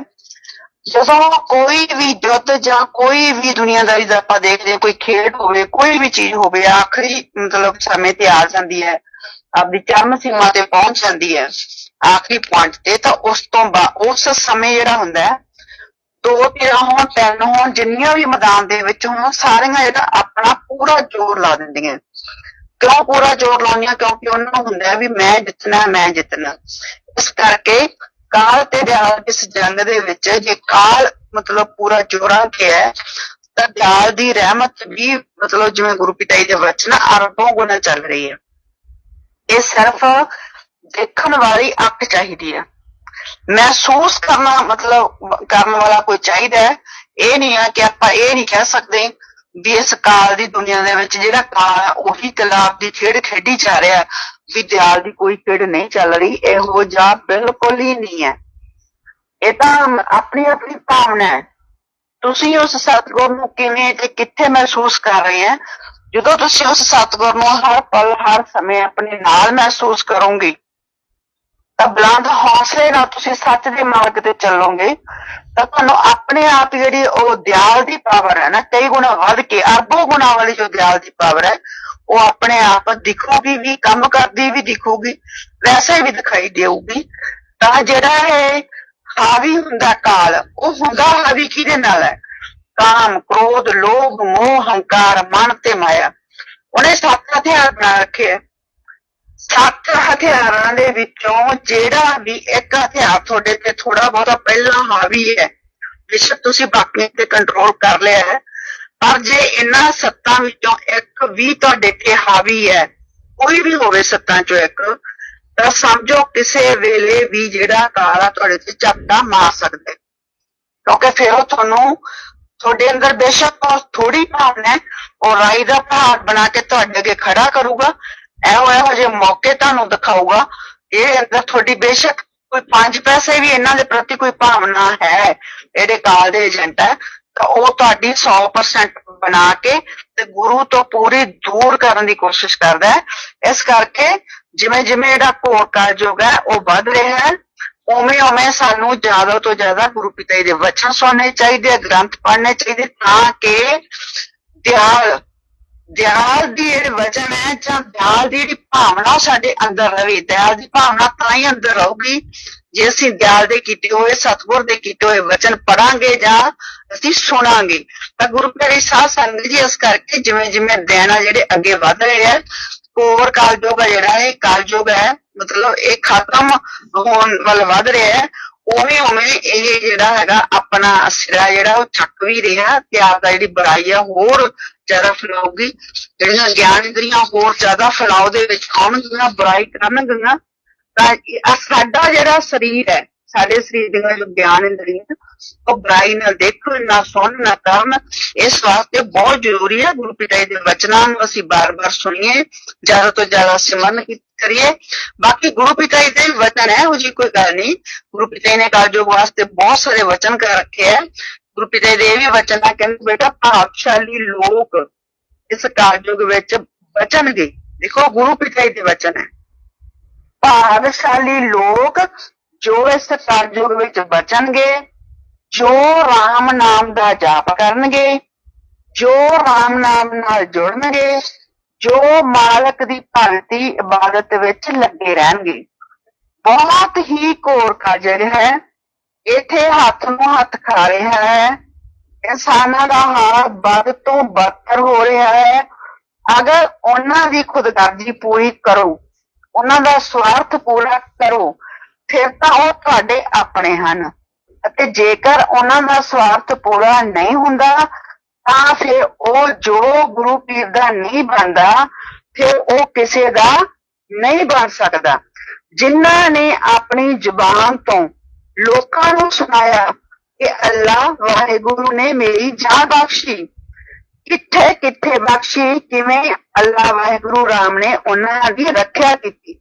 ਅਤੇ ਅਜਿਹੇ ਲੋਕ ਜਦੋਂ ਉਹਨਾਂ ਦੀ ਖੁਦਗਰਜੀ ਪੂਰੀ ਨਹੀਂ ਹੋਈ, ਉਹਨਾਂ ਦਾ ਸਵਾਰਥੀਪਣ ਪੂਰਾ ਨਹੀਂ ਹੋਇਆ, ਤਾਂ ਪਲ ਵਿੱਚ ਮਾਲਕ ਨੂੰ ਮਖੌਲ ਸਮਝਣ ਲੱਗੇ, ਪਲ ਵਿੱਚ ਭੁੱਲ ਗਏ ਕੀਤੇ ਗਏ ਪਰਉਪਕਾਰਾਂ ਨੂੰ। ਪਹਿਲਾਂ ਲੋਕ ਜਰਾ ਜਿੰਨੀ ਵੀ ਨਮਕ ਹਰਾਮੀ ਨਾ, ਪਰ ਅੱਜ ਦੇ ਲੋਕ ਟਰੱਕਾਂ ਦੇ ਟਰੱਕ ਨਮਕ ਖਾ ਕੇ ਵੀ ਨਮਕ ਹਰਾਮੀ ਕਰ ਦਿੰਦੇ ਹਨ। ਸੋ ਸਤਸੰਗੀ ਨੂੰ ਸਾਵਧਾਨ ਰਹਿਣਾ ਚਾਹੀਦਾ ਹੈ। ਜੇਕਰ ਤੁਸੀਂ ਤਮਾਮ ਖੁਸ਼ੀਆਂ ਜ਼ਿੰਦਗੀ ਦੀਆਂ ਚਾਹੁੰਦੇ ਹੋ, ਦੋਨਾਂ ਜਹਾਨਾਂ ਦੀਆਂ ਖੁਸ਼ੀਆਂ ਹਾਸਲ ਕਰਨਾ ਚਾਹੁੰਦੇ ਹੋ, ਤਾਂ ਇਹ ਬਹੁਤ ਬਹੁਤ ਜ਼ਰੂਰੀ ਹੈ ਕਿ ਤੁਸੀਂ ਮਾਲਕ ਦੇ ਨਾਮ ਦਾ ਜਾਪ ਕਰੋ, ਮਾਲਕ ਦੀ ਭਗਤੀ ਇਬਾਦਤ ਕਰੋ। ਮਾਲਕ ਦਾ ਨਾਮ ਲੈਣਾ ਕੋਈ ਸੌਖਾ ਕੰਮ ਨਹੀਂ ਹੈ। ਮਾਲਕ ਦਾ ਨਾਮ ਲੈਣਾ ਬਹੁਤ ਬਹੁਤ ਵੱਡੀ ਗੱਲ ਹੈ। ਪਰ ਉਹ ਭਾਗਸ਼ਾਲੀ ਜੀਵ ਜੋ ਮਾਲਕ ਦਾ ਨਾਮ ਇਸ ਕਲਯੁਗ ਵਿੱਚ ਲੈਣਗੇ, ਉਹਨਾਂ ਦਾ ਹੀ ਸੰਗ ਕਰੋ ਜੋ ਰਾਮ ਨਾਮ ਨਾਲ ਜੋੜੇ। ਸਾਵਧਾਨ ਉਹਨਾਂ ਤੋਂ ਰਹੋ ਜੋ ਤੁਹਾਨੂੰ ਮਾਲਕ ਦੇ ਨਾਮ ਤੋਂ ਤੋੜੇ। ਗੁਰੂ ਪਿਆਰੀ ਸਾਧ ਸੰਗਤ ਜੀ, ਗੁਰੂ ਪਿਤਾ ਦੇ ਵਚਨ ਬਹੁਤ ਵੱਡਾ ਸੰਦੇਸ਼ ਸਾਨੂੰ ਦੇ ਰਹੇ ਆ। ਸਭ ਤੋਂ ਵੱਡੀ ਗੱਲ ਤਾਂ ਗੁਰੂ ਪਿਤਾ ਜੀ ਜਿਹੜੀ ਸ਼ੁਰੂ ਦੇ ਵਿੱਚ ਗੱਲ ਕਹਿ ਰਹੇ, ਭਾਗਸ਼ਾਲੀ ਲੋਕ ਹੀ ਹੋਣਗੇ ਜਿਹੜੇ ਇਸ ਕਲਯੁਗ ਦੇ ਵਿੱਚ ਬਚਣਗੇ। ਇਹਦਾ ਮਤਲਬ ਕੋਈ ਵੀ ਆਉਣ ਵਾਲੇ ਸਮੇਂ ਦੇ ਵਿੱਚ ਵੱਡੀਆਂ ਘਟਨਾਵਾਂ ਘਟਣਗੀਆਂ ਜਿਹਦੇ ਵਿੱਚ ਸਿਰਫ ਤੇ ਸਿਰਫ ਸਿਮਰਨ ਕਰਨ ਵਾਲੇ ਲੋਕ ਬਚਣਗੇ। ਗੁਰੂ ਪਿਤਾ ਜੀ ਨੇ ਇਹ ਨਹੀਂ ਕਿਹਾ ਵੀ ਮਤਲਬ ਭਾਈ ਜਿਹਨਾਂ ਦਾ ਨਾਮ ਲਿਆ ਹੋਇਆ, ਕਈ ਵਾਰੀ ਸਾਡੇ ਦਿਲਾਂ ਦੇ ਵਿੱਚ ਨਾ ਵਹਿਮ ਬੈਠ ਜਾਂਦਾ ਇੱਕ ਵੀ ਜਿਸ ਸਤਸੰਗੀ ਨੇ ਨਾਮ ਲੈ ਲਿਆ ਨਾ, ਬਸ ਉਹਦਾ ਪੂਰਾ ਹੀ ਗੁਰਮੁਖ ਬਣ ਗਿਆ, ਪੂਰਾ ਪ੍ਰੇਮੀ ਬਣ ਗਿਆ, ਹੁਣ ਉਹਦੇ ਤੇ ਕੋਈ ਵਿਪਤਾ ਨਹੀਂ ਆਉਂਦੀ। ਪਰ ਨਹੀਂ ਗੁਰੂ ਪਿਆਰੀ ਸਾਧ ਸੰਗਤ ਜੀ, ਜਿਹੜਾ ਗੁਰਮੁਖ ਉਹ ਹੈ ਜਿਹੜਾ ਆਪਦੇ ਗੁਰੂ ਦੇ ਹੁਕਮ ਦੇ ਵਿੱਚ ਚੱਲਦਾ, ਜੋ ਗੁਰੂ ਦੇ ਸਨਮੁਖ ਰਹਿ ਕੇ ਗੁਰੂ ਨੂੰ ਹੀ ਆਪਦਾ ਸਭ ਕੁਝ ਮੰਨਦਾ। ਤੇ ਜੇ ਉਹਨੇ ਗੁਰੂ ਦੇ ਕੋਲ ਵੀ ਬੇਸ਼ੱਕ ਹੋ ਰਹੀ ਜਾਂਦਾ ਤੇ ਗੁਰੂ ਦੀ ਸੁਣਨੀ ਨਹੀਂ ਉਹਨੇ ਆਪਦੇ ਮਨ ਦੀ ਕਰਨੀ ਹੈ, ਤਾਂ ਫਿਰ ਉਹਨੂੰ ਤਾਂ ਗੁਰਮੁਖ ਨਹੀਂ ਕਹਿ ਸਕਦੇ। ਇਸ ਕਰਕੇ ਜਿਵੇਂ ਇੱਥੇ ਵੀ ਗੁਰੂ ਪਿਤਾ ਜੀ ਵਚਨ ਕਰ ਰਹੇ ਆ ਵੀ ਭਾਗਸ਼ਾਲੀ ਲੋਕ ਜੋ ਇਸ ਕਲਯੁਗ ਵਿੱਚ ਬਚਣਗੇ, ਜੋ ਰਾਮ ਨਾਮ ਦਾ ਜਾਪ ਕਰਨਗੇ, ਜੋ ਰਾਮ ਨਾਮ ਦਾ ਜੋ ਸਾਨੂੰ ਗੁਰੂ ਪਿਤਾ ਜੀ ਨੇ ਨਾਮ ਸ਼ਬਦ ਦੀ ਦਾਤ ਬਖਸ਼ੀ ਹੋਈ ਹੈ, ਜੇ ਅਸੀਂ ਉਹਦਾ ਸਿਮਰਨ ਕਰਾਂਗੇ ਤਾਂ ਹੀ ਗੁਰੂ ਪਿਤਾ ਜੀ ਦੇ ਵਚਨ ਪੂਰੇ ਹੋਣਗੇ, ਤਾਂ ਹੀ ਉਹ ਬਚਣਗੇ। ਫਿਰ ਇਹਦਾ ਮਤਲਬ ਚਾਹੇ ਕਿਸ ਦਾ ਨਾਮ ਲਿਆ ਚਾਹੇ ਨਹੀਂ ਲਿਆ, ਇਹ ਕੋਈ ਫਰਕ ਨਹੀਂ ਪਊਗਾ। ਉਹ ਫਰਕ ਅੱਗੇ ਜਾ ਕੇ ਪੈਣਾ ਵੀ ਜਿਹਨੇ ਨਾਮ ਲਿਆ ਉਹ ਠੀਕ ਹੈ, ਗੁਰੂ ਪਿਤਾ ਨੇ ਕਿਵੇਂ ਉਹਨਾਂ ਨੂੰ ਸੱਚਖੰਡ ਲੈ ਕੇ ਜਾਣਾ ਤੇ ਨਹੀਂ ਲੈ ਕੇ ਜਾਣਾ। ਪਰ ਇਸ ਦੁਨੀਆ 'ਚ ਜੇ ਅਸੀਂ ਰਹਿੰਦੇ ਹਾਂ ਤਾਂ ਗੁਰੂ ਪਿਤਾ ਜੀ ਦੇ ਜਦੋਂ ਵੀ ਕਲਯੁਗ ਨੂੰ ਲੈ ਕੇ ਵਚਨ ਹੋਏ ਆ, ਤਾਂ ਗੁਰੂ ਪਿਤਾ ਜੀ ਦੇ ਇਹੀ ਵਚਨ ਹੋਏ ਆ ਭਾਈ ਜਦੋਂ ਵੀ ਇਹ ਕਲਯੁਗ ਖਤਮ ਹੋਊਗਾ, ਇਸ ਤਰ੍ਹਾਂ ਖਤਮ ਨਹੀਂ ਹੋਊਗਾ। ਇਹ ਲੋਕਾਂ ਨੂੰ ਦੋ ਪੁੜਾਂ ਦੇ ਵਿੱਚ ਪੀਸ ਕੇ ਆਟਾ ਬਣਾਊਗਾ। ਆਟਾ ਬਣਨ ਦੇ ਸਮੇਂ ਕਿਹੋ ਜਿਹੇ ਹਾਲਾਤ ਹੋਣਗੇ ਤੁਸੀਂ ਆਪ ਦੇਖੋ। ਜਦੋਂ ਕਣਕ ਦਾ ਦਾਣਾ ਹੁੰਦਾ ਉਹ ਕਿੱਡਾ ਹੁੰਦਾ, ਜਦੋਂ ਆਟਾ ਬਣਦਾ ਤਾਂ ਕਿੰਨਾ ਬਰੀਕ, ਕੋਈ ਕਣ ਵੀ ਦਿਖਾਈ ਨਹੀਂ ਲੱਗਦਾ, ਕਣਕ ਦਾ ਨਾਮੋ ਨਿਸ਼ਾਨ ਹੀ ਖਤਮ ਹੋ ਜਾਂਦਾ। ਉਦੋਂ ਆਟਾ ਇੱਕ ਨਵੀਂ ਸ਼ਕਲ ਦੇ ਰੂਪ ਦੇ ਵਿੱਚ ਸਾਡੇ ਸਾਹਮਣੇ ਆਉਂਦਾ। ਤਾਂ ਤੁਸੀਂ ਇੱਥੋਂ ਕਲਪਨਾ ਕਰੋ ਕਿ ਇਸ ਤਰ੍ਹਾਂ ਜੇ ਮਰੀਆਮੇਟ ਦੁਨੀਆ ਦਾ ਹੋਊਗਾ ਤਾਂ ਫਿਰ ਹਾਲਾਤ ਕਿਹੋ ਜਿਹੇ ਬਣਨਗੇ ਆਉਣ ਵਾਲੇ ਸਮੇਂ ਦੇ ਵਿੱਚ। ਤਾਂ ਉੱਥੇ ਫਿਰ ਕਿੰਨਾ ਜ਼ਰੂਰੀ ਹੈ ਕਿ ਅਸੀਂ ਜਿਹੜਾ ਹੈਗਾ ਗੁਰੂ ਪਿਤਾ ਜੀ ਦੇ ਕੀਤੇ ਹੋਏ ਵਚਨਾਂ ਨੂੰ ਪਕੜ ਕੇ ਰੱਖੀਏ, ਉਹਨਾਂ ਨੇ ਦਿੱਤੇ ਹੋਏ 3 ਵਚਨਾਂ ਤੇ ਚੱਲੀਏ। ਔਰ ਸਭ ਤੋਂ ਵੱਡਾ ਹਥਿਆਰ ਜਿਹੜਾ ਸਾਡੇ ਕੋਲ ਰਾਮ ਨਾਮ ਦਾ, ਜਦ ਤੱਕ ਅਸੀਂ ਜੇ ਉਸ ਦੀ ਵਰਤੋਂ ਨਾ ਕਰਾਂਗੇ ਤਾਂ ਫਿਰ ਜਿਹੜੇ 7 ਹਥਿਆਰ ਕਾਂ ਦੇ ਹੈ ਨਾ, ਕਾਮ ਕ੍ਰੋਧ ਲੋਭ ਮੋਹ ਹੰਕਾਰ ਮਾਨ ਤੇ ਮਾਇਆ, ਇਹ ਹਾਵੀ ਹੋਣਗੇ। ਇਹ ਤੁਹਾਡੇ ਤੇ ਹਾਵੀ ਹੋਏ ਨਹੀਂ, ਇਹਨਾਂ ਤੋਂ ਇੱਕ ਵੀ ਤੁਹਾਡੇ ਤੇ ਹਾਵੀ ਹੋਇਆ ਨਹੀਂ। ਤੇ ਨਾਲ ਦੀ ਨਾਲ ਜਿਹੜਾ ਕਾਂ ਨੇ ਆਪਦਾ ਸ਼ਿਕਾਰ ਆਪਦੇ ਪੰਜੇ 'ਚ ਹੀ ਰੱਖਣਾ ਉਸ ਸੰਸਾਰ ਨੂੰ, ਉਹਨੂੰ ਇਹੋ ਜਿਹੇ ਫਿਰ ਇਹ ਦਿਖਾਉਂਦਾ ਨਜ਼ਾਰੇ, ਤੇ ਬੰਦਾ ਫਿਰ ਗੁਰੂ ਦੀ ਤੇ ਜਾਂ ਗੁਰੂ ਦੀ ਭਗਤੀ ਜਾਂ ਗੁਰੂ ਦੇ ਵਚਨ ਸਭ ਕੁਝ ਭੁੱਲ ਜਾਂਦਾ। ਫਿਰ ਉਹ ਜੇ ਹੁਣ ਕਿਸੇ ਦੇ ਅੰਦਰ ਲਾਲਚ ਪੈਦਾ ਹੋ ਗਿਆ ਵੀ ਮੈਂ ਇੱਕ ਪਲਾਟ ਲੈ ਲਾਂ, 2 ਲੈ ਲਾਂ, ਜ਼ਮੀਨ ਦਾ ਲਾਲਚ ਪੈਦਾ ਮੈਂ ਕਿੱਲਾ ਲੈ ਲਾਂ, 2 ਲੈ ਲਾਂ, ਕੋਠੀਆਂ ਦਾ ਲਾਲਚ ਪੈਦਾ ਹੋ ਜਾਂਦਾ ਮੈਂ 1 ਲੈ ਲਾਂ, 2 ਲੈ ਲਾਂ, ਫਿਰ ਇਹੋ ਜਿਹਾ ਤਾਂ ਭਾਉਂਦਾ ਲਾਲਚ, ਅਸੀਂ ਗੱਡੀਆਂ ਦਾ ਲਾਲਚ, ਹਰ ਇੱਕ ਚੀਜ਼ ਦਾ ਇਹਨਾਂ ਸੱਤਾਂ ਚੋਂ ਜਿਹਦੇ ਅੰਦਰ ਜੋ ਹੈ ਥੋੜਾ ਜਿਹਾ ਵੀ ਲਾਲਚ ਆ ਗਿਆ, ਮੁੜ ਕੇ ਉਹਨੇ ਦਿਖਾਉਣਾ ਤੁਹਾਨੂੰ, ਉਹਨੇ ਬਣਾ ਕੇ ਦਿਖਾਉਣਾ, ਤੁਹਾਡੇ ਕੋਲ ਇਹੋ ਜਿਹੇ ਬੰਦੇ ਵੀ ਭੇਜਣੇ ਆ, ਜਿਹੋ ਜਿਹਾ ਤੁਹਾਡੇ ਅੰਦਰ ਭਾਵਨਾ ਉਹ ਜਿਹੇ ਬੰਦੇ ਭੇਜੂਗਾ ਉਹ ਤੁਹਾਡੇ ਕੋਲ, ਤਾਂ ਫਿਰ ਤਾਂ ਕਿ ਤੁਹਾਨੂੰ ਗੁਰੂ ਤੋਂ ਦੂਰ ਕੀਤਾ ਜਾਵੇ। ਕਾਲ ਦਾ ਉਹਨੇ ਪੂਰਾ ਮਕਸਦ ਹੈ ਵੀ ਜਿਹੜੀਆਂ ਰੂਹਾਂ ਉਹ ਸੱਚਖੰਡ ਨਹੀਂ ਜਾਣੀਆਂ ਚਾਹੀਦੀਆਂ, ਬਸ ਮੇਰੇ ਨਰਕਾਂ ਦੇ ਕੁੰਡ ਆ ਜਿਹੜੇ ਉਹ ਭਰੇ ਰਹਿਣੇ ਚਾਹੀਦੇ ਆ। ਤੇ ਗੁਰੂ ਪਿਆਰੀ ਸਾਧ ਸੰਗਤ ਜੀ, ਜਿਹੜਾ ਕਾਲ ਆ ਉਹ ਆਪਦਾ ਕੰਮ ਕਰ ਰਿਹਾ, ਕਾਲ ਦੇ ਏਜੰਟ ਵੀ ਆਪਦਾ ਕੰਮ ਕਰੀ ਜਾ ਰਹੇ ਆ, ਸਤਿਗੁਰ ਦੇ ਬੱਚਿਆਂ ਨੂੰ ਰੋਕਣ ਦਾ ਜਿੰਨਾ ਉਹ ਯਤਨ ਕਰ ਸਕਦੇ ਕਰੀ ਜਾ ਰਹੇ ਆ। ਇਸੇ ਤਰ੍ਹਾਂ ਦਿਆਲ ਦੇ ਵਿੱਚ ਤਾਂ ਫਿਰ ਜੇ ਕਾਲ ਤੇ ਦਿਆਲ ਆਮੋ ਸਾਹਮਣੇ ਆ, ਦਿਆਲ ਆਪਣਾ ਕੰਮ ਕਰ ਰਿਹਾ ਤਾਂ ਦਿਆਲ ਦੇ ਬੱਚੇ ਵੀ ਫਿਰ ਆਪਣਾ ਕੰਮ ਕਰ ਰਹੇ, ਅਸੀਂ ਕਿਉਂ ਸੱਚ ਛੱਡੀਏ ਫਿਰ। ਤਾਂ ਸਾਡੇ ਬੰਦੇ ਤੋਂ ਰੱਬੇ ਦਾ ਗ੍ਰੰਥ ਭਾਗ 2 ਦੇ ਵਿੱਚ ਨਾ ਗੁਰਮੁਖ ਤੇ ਮਨਮੁਖ ਦੇ ਲੱਛਣ ਵੀ ਦੱਸਿਆ, ਉਹਨਾਂ ਦਾ ਗੁਣ ਜਾਂ ਲੱਛਣ ਕਹਿ ਲਓ, ਉਹਨਾਂ ਦਾ ਭਾਵ ਅਰਥ ਵੀ ਦੱਸਿਆ ਹੋਇਆ, ਅਰਥ ਵੀ ਦੱਸਿਆ ਹੋਇਆ।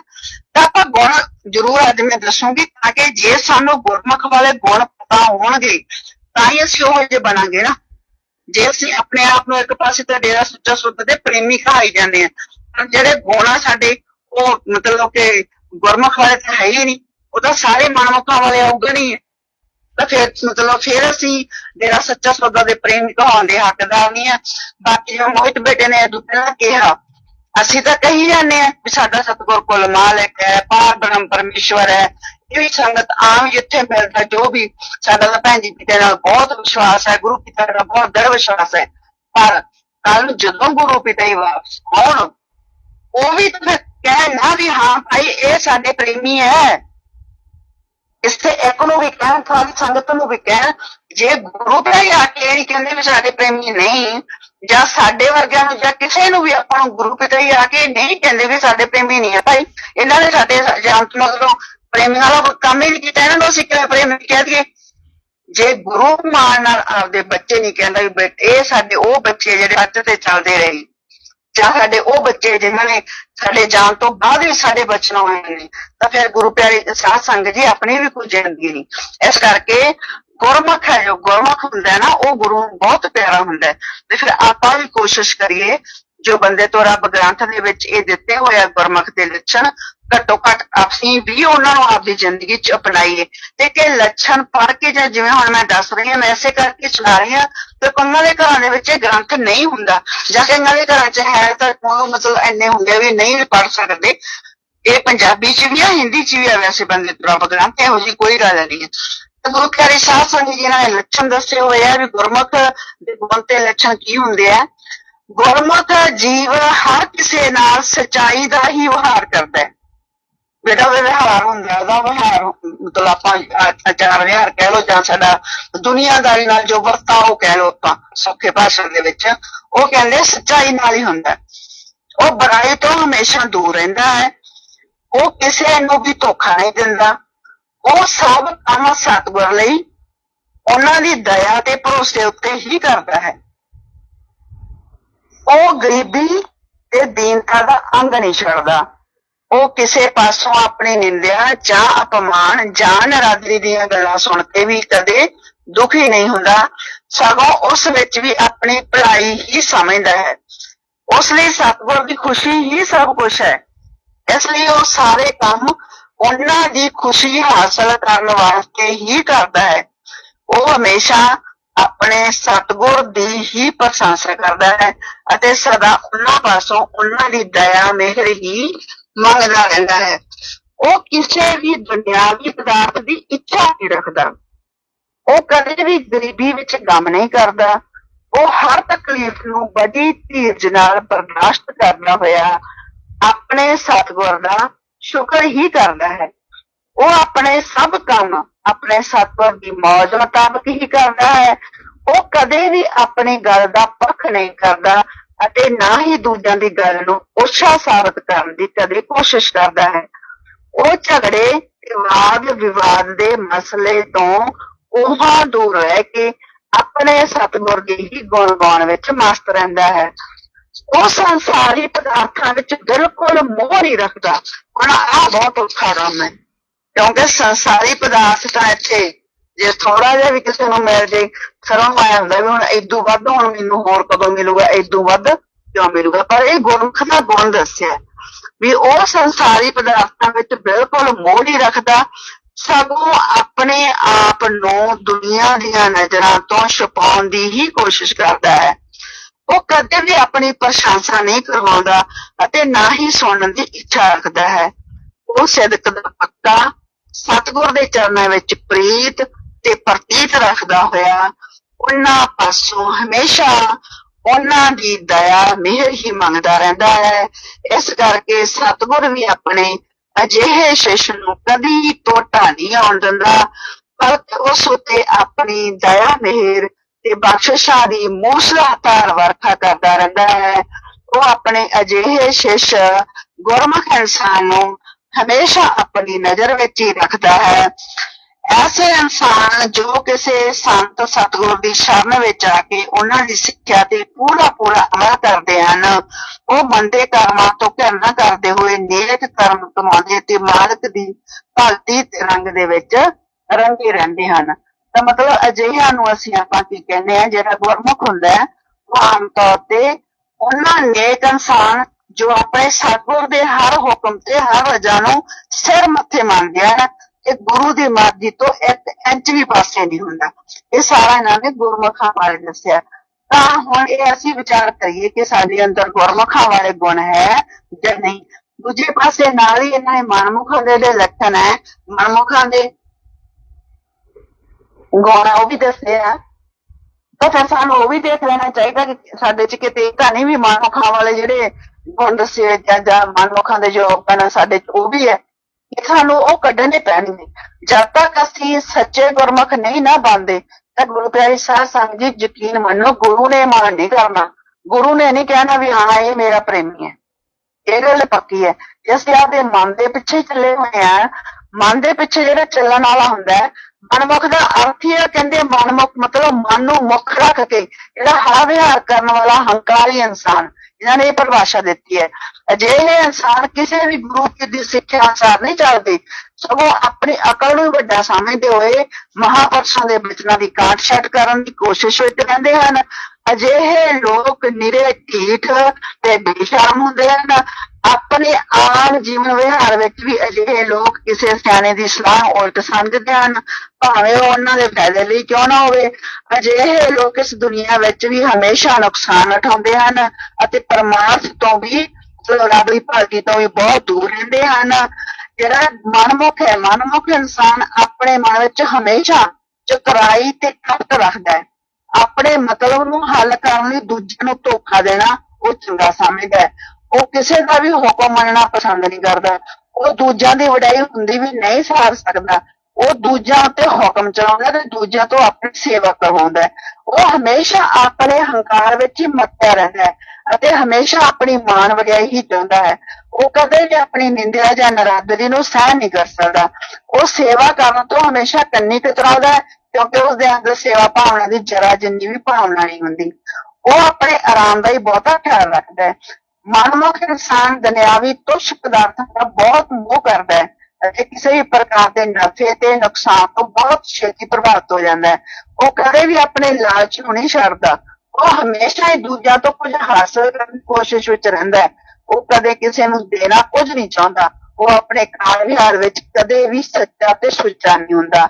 ਮਨਮੁਖ ਜੀਵ ਆਪਣੀ ਝੂਠੀ ਇੱਜ਼ਤ ਬਣਾਉਣ ਵਾਸਤੇ ਧਨੀ ਪੁਰਸ਼ਾਂ, ਹੁਕਮਰਾਨਾਂ ਤੇ ਰਾਜ ਪਹੁੰਚ ਵਾਲਿਆਂ ਨਾਲ ਦੋਸਤੀ ਵਧਾਉਂਦਾ ਹੈ, ਕਿਉਂਕਿ ਉਹ ਆਪਣੇ ਆਪ ਨੂੰ ਦੂਜਿਆਂ ਉੱਤੇ ਪ੍ਰਗਟ ਕਰਨਾ ਚਾਹੁੰਦਾ ਹੈ।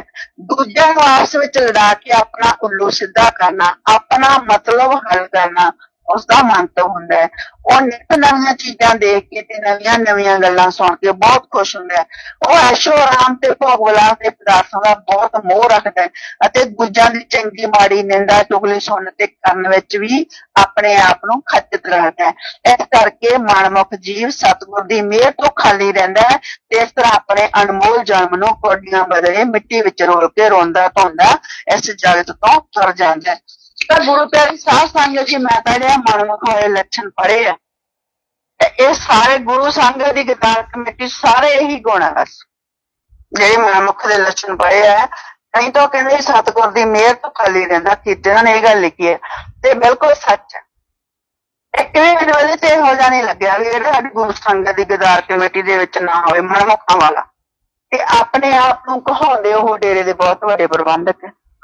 ਲੋਕਾਂ ਦੀ ਅੜਾ ਜਗ੍ਹਾ ਚ ਤਾਂ ਹੀ ਹੈ ਵੀ ਪਤਾ ਨਹੀਂ ਇਹ ਐਡੇ ਵੱਡੇ ਸੰਤ ਦੇ ਡੇਰੇ ਦੇ ਪ੍ਰਬੰਧਕ ਅਤੇ ਕਿੱਡੇ ਕੁ ਗੁਣਕਾਰੀ ਹੋਣਗੇ। ਸਾਡੀ ਸਾਧ ਸੰਗਤ ਵੀ ਉਹਨਾਂ ਨੂੰ ਇਹੀ ਸਮਝਦੀ ਹੈ। ਪਰ ਜੇ ਤੁਸੀਂ ਬੰਦੇ ਤੋਂ ਰੱਬ ਗ੍ਰੰਥ ਦੇ ਵਿੱਚ ਇਹਨੂੰ ਪੜੋ, ਭਾਗ 2 ਦੇ ਵਿੱਚ ਹੈ 92 ਤੇ 93 ਨੰਬਰ ਪੇਜ ਦੇ ਵਿੱਚ ਗੁਰਮੁਖਾਂ ਦਾ ਲੱਛਣ ਜਿਹੜਾ ਆਪਾਂ ਪੜ੍ਹੇ, ਤੁਸੀਂ ਦੱਸ ਦਿਓ ਵੀ ਕਿਸੇ ਨੂੰ ਲੱਗਦਾ ਵੀ ਡੇਰੇ ਜਿਹੜੀ ਗੁਰੂ ਸੰਗਤ ਦੀ ਗਦਾਰ ਕਮੇਟੀ ਆ ਜਿੰਨੇ ਹੋਰ ਜ਼ਿੰਮੇਵਾਰ ਹੈ ਉਹਨਾਂ ਚ ਇਹ ਗੁਣ ਹੈਗੇ? ਇੱਕ ਵੀ ਗੁਣ ਨਹੀਂ ਹੈ ਗੁਰਮੁਖਾਂ ਵਾਲਾ। ਤੇ ਮਨਮੁਖਾਂ ਵਾਲੇ ਸਾਰੇ ਦੇ ਸਾਰੇ ਹੀ ਜਿਹੜੇ ਹੈਗੇ ਗੁਣ ਤੇ ਲੱਛਣ। ਇਸ ਕਰਕੇ ਹੀ ਮਤਲਬ ਜਿਹੜੀ ਸਤਿਗੁਰ ਦੀ ਰਹਿਮਤ ਹੈ ਇਹਦੀ ਸਤਿਗੁਰ ਦੀ ਰਹਿਮਤ ਤੋਂ ਦੂਰ ਰਹੇ, ਸਤਿਗੁਰ ਦੀ ਰਹਿਮਤ ਤੋਂ ਸਤਿਗੁਰ ਦੇ ਹੁੰਦਿਆਂ ਹੀ ਦੂਰ ਰਹੇ। ਸਤਿਗੁਰ ਦੀ ਰਹਿਮਤ ਤੋਂ ਖਾਲੀ ਇਹ ਸਤਿਗੁਰ ਦੇ ਹੁੰਦੇ ਹੀ ਹੋ ਗਏ ਸੀ। ਜਦੋਂ ਗੁਰੂ ਪਿਤਾ ਜੀ ਨੇ ਸਟੇਜ ਤੇ ਬੈਠ ਕੇ ਇਹ ਗੱਲ ਕਹਿਤੀ ਵੀ ਆਪਣੇ ਗੁਰੂ ਨੂੰ ਗੁਰੂ ਨਹੀਂ ਤਾਂ ਬੰਦਾ ਇਹ ਸਮਝ ਲਓ, ਉਸ ਟਾਈਮ ਹੀ ਜਿਹੜੇ ਇਹ ਲੋਕ ਸੀ ਗੁਰੂ ਪਿਤਾ ਜੀ ਰਹਿਮਤ ਤੋਂ ਖਾਲੀ ਸੀ। ਤਾਂ ਗੁਰੂ ਪਿਆਰੀ ਸਾਧ ਸੰਗਤ ਜੀ ਕਾਲ ਨੇ ਆਪਣਾ ਕੰਮ ਕਰਨਾ ਤੇ ਦਿਆਲ ਨੇ ਆਪਣਾ ਕੰਮ ਕਰਨਾ। ਸਾਡਾ ਜੋ ਫਰਜ਼ ਹੈ ਗੁਰੂ ਪਿਤਾ ਜੀ ਹੁਣ ਆਉਣ ਵਾਲਾ ਸਮਾਂ ਤੁਹਾਨੂੰ ਦੱਸਦਾ, ਆਪਾਂ ਸਭ ਕੁਝ ਕਰਕੇ ਦੇਖਿਆ। ਤੁਸੀਂ ਹੁਣ ਤਾਂ ਸਾਡੇ ਸਾਹਮਣੇ ਕਿਵੇਂ ਕਰੋੜਾਂ ਰੁਪਇਆ ਜਿਹੜਾ ਜੱਜਾਂ ਦੇ ਘਰਾਂ ਦੇ ਵਿੱਚੋਂ ਨਿਕਲ ਰਿਹਾ, ਜਿੱਥੇ ਸਾਰਾ ਸਿਸਟਮ ਹੀ ਝੂਠਾ ਪੈ ਜੀ। ਤੇ ਸਿਰ ਤੋਂ ਲੈ ਕੇ ਪੈਰਾਂ ਤੱਕ ਕਹਿੰਦੇ ਹੁੰਦੇ ਜਿਵੇਂ ਕੀ ਸਰਕਾਰਾਂ ਤੇ ਕੀ ਸਾਡੀ ਨਿਆਂਪਾਲਿਕਾ ਤੇ ਕੀ ਸਾਡੇ ਅਫਸਰ ਤੇ ਕੀ ਸਭ ਕੁਛ ਹੀ ਝੂਠਾ ਪੈ ਜੇ। ਤੇ ਫਿਰ ਉੱਥੇ ਸਿਰਫ ਉਹ ਕਹਿੰਦੇ ਨੇ ਬਾਕੀ ਸਭ ਦੇ ਢਾਂਗਾਂ ਢੇਰੀਆਂ, ਇੱਕ ਤੱਕਿਆ ਆਸਰਾ ਤੇਰਾ। ਸਿਰਫ ਤੇ ਸਿਰਫ ਇੱਕ ਸਤਿਗੁਰ ਵਾਲੀ ਢੇਰੀ ਹੈ ਜਿਹੜੀ ਬਚੀ ਹੋਈ ਹੈ ਤੇ ਬਚੀ ਰਹਿਣੀ ਹੈ। ਇਹ ਸਤਿਗੁਰ ਵਾਲੀ ਢੇਰੀ ਨੇ ਹੀ ਕੰਮ ਕਰਨਾ। 100 ਦਿਨ ਸਾਧ ਦਾ ਕਹਿੰਦੇ 100 ਦਿਨ ਸੌਰੀ ਚੋਰ ਦਾ, 100 ਦਿਨ ਚੋਰ ਦਾ ਤੇ 1 ਦਿਨ ਸਾਧ ਦਾ। ਇਹ ਜਿਹੜਾ ਚੋਰ ਹੈ ਬਸ ਇਹਨਾਂ ਦੇ 100 ਦਿਨ ਆ ਉਹ ਖਤਮ ਹੋਣ ਵਾਲੇ ਆ। ਜਿਹੜੇ ਅਸਲੀ ਗੁਰੂ ਪਿਤਾ ਜੀ ਹੈ ਉਹਨਾਂ ਦਾ ਜਿਹੜਾ 1 ਦਿਨ ਸਾਧ ਦਾ ਜਿਹੜਾ ਉਹ ਦਿਨ ਆਉਣੇ। ਸਾਧ ਦਾ ਮਤਲਬ ਹੁੰਦਾ ਸੱਚਾਈ ਦਾ। 1 ਦਿਨ ਜਿਹੜਾ ਸੱਚਾਈ ਦਾ ਉਹ ਆਉਣਾ ਹੀ ਆਉਣਾ।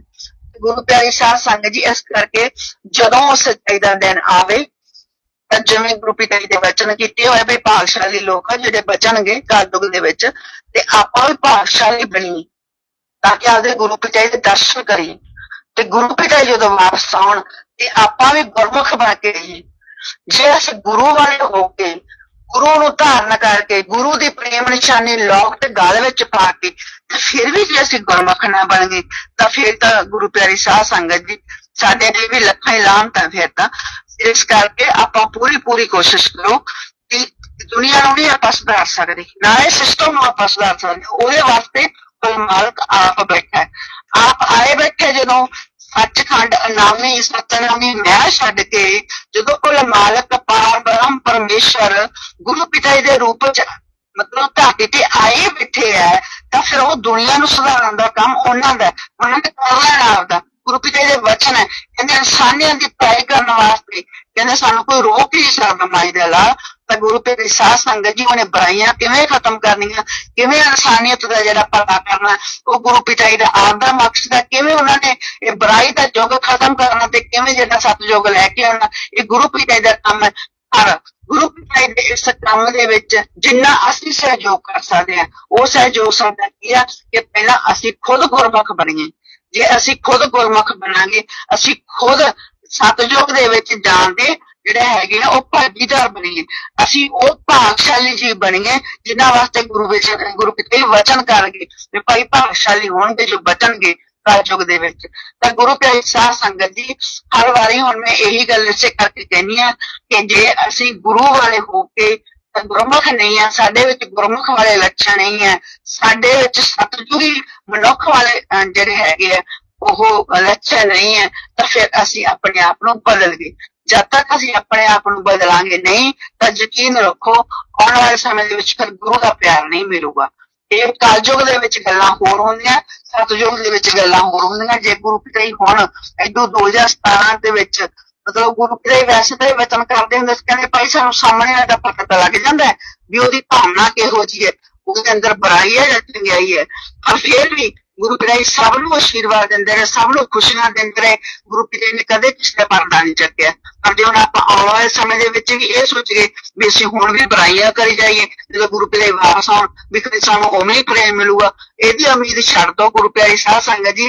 ਇਸ ਕਰਕੇ ਆਪਾਂ ਸਾਰੇ ਕੋਸ਼ਿਸ਼ ਕਰੀਏ ਵੀ ਜਦੋਂ ਗੁਰੂ ਪਿਤਾ ਜੀ ਵਾਪਸ ਆਉਣ ਤਾਂ ਉਹ ਆਪਦੇ ਬੱਚਿਆਂ ਤੇ ਮਾਣ ਮਹਿਸੂਸ ਕਰਨ ਤੇ ਅਸੀਂ ਉਹਨਾਂ ਚਿਰ ਉਹੀ ਸੋਚੀਏ, ਉਹੀ ਕਰੀਏ ਜੋ ਸਾਡੇ ਗੁਰੂ ਪਿਤਾ ਜੀ ਨੂੰ ਮਨਜ਼ੂਰ ਹੋਵੇ, ਜਿਹਦੇ ਨਾਲ ਗੁਰੂ ਪਿਤਾ ਜੀ खुश हों। धन धन सतगुरु तेरा ही आसरा। तेरा ही आसरा। तो हम उम्मीद करते हैं, प्रार्थना करते हैं सच्चाई जल्दी सामने आए। इस उम्मीद के साथ हजूर पिता के चरणों में नजर लगाते हैं। धन धन सतगुरु तेरा ही आसरा। प्रार्थना करते हैं उन तमाम बहन भाइयों के लिए जो अपने गुरु से अपना प्रेम ओढ़ निभा गए और इंसानियत की राह पे शहीद हो गए। ऐसी ऊंची आत्माओं को मालिक अपनी गोद में और ऊंचा स्थान प्रदान करें। इस प्रार्थना के साथ हजूर पिता के चरणों में नजर लगाते हैं। धन धन सतगुरु तेरा ही आसरा। आखिरी में अरदास बोलते हैं, धन धन सतगुरु तेरा ही आसरा। हे मालिक, तुझे लाज है, अब बहुत हो गया, तू दया में रहमत कर। तेरे प्यार मोहब्बत की राह में हमें कोई दुख तकलीफ ना आए, तो ऐसी रहमत बख्श व सबको सुमति दे। किस तरह से देनी है यह तो सब जानता है, जिसको जैसे देनी है वैसे दे, वो तेरी मर्जी। धन धन सतगुरु तेरा ही आसरा।